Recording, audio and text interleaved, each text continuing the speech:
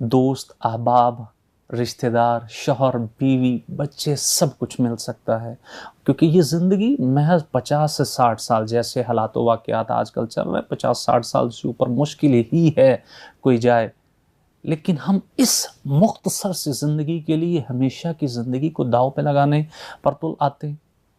آپ کو یہ سوچنے کی ضرورت ہے، یہاں پر تو ہم چاہے ہمیں یسوع کے نام کی خاطر قربان بھی ہونا پڑے تو ہمیں خوشی خوشی ہنس کے جام شہادت جو ہے وہ پی لینا چاہیے۔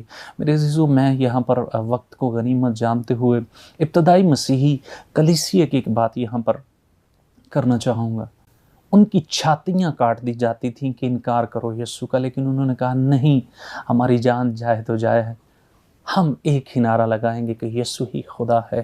ان کے شیر خوار بچوں کو بھوکے شیروں اور ریچھوں کے آگے پھینکا جاتا تھا اور کہا جاتا تھا کہ انکار کرو تو تمہارے بچے بخش دیے جائیں گے، ان کو زندگی عطا کر دی جائے گی۔ انہوں نے کہا کہ ہمارے شوہر مار دو، قتل کر دو، ہمارے بچے مار دو، ہماری جانیں لینی ہے لے لو، لیکن ہم ایک ہی اعلان کریں گے کہ یسوع ناصری ہی خدا ہے۔ اور انہی کی قربانیوں کے سبب سے آج مسیحی قوم پوری دنیا کے اندر یسوع ناصری کا نام جو ہے وہ یسوع مسیح ناصری کے نام کا علم بلند کرتی ہے۔ آج کیوں ہم میں وہ جذبہ ایمانی نہیں رہا؟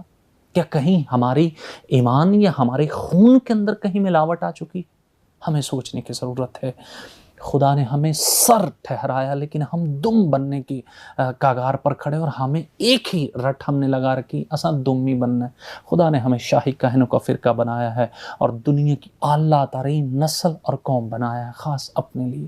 کیوں ہم گوری چمڑی کے لیے یا 2 کوڑیوں کے لیے یسوع کا انکار کر دیتے ہیں؟ ہر ایک چیز مل جانی ہے، یسوع نہیں جی ملنا، سو برائے مہربانی ہر ایک چیز کا انکار کر دیجیے، لیکن یسوع کبھی بھی اس کا انکار نہ کیجیے گا، کیونکہ دنیا فانی ہے اور مٹنے والی ہے۔ خداوند یسوع بہت جلد آنے والا ہے، اپنے آپ کو مکمل طور پر اس کے لیے تیار کیجیے۔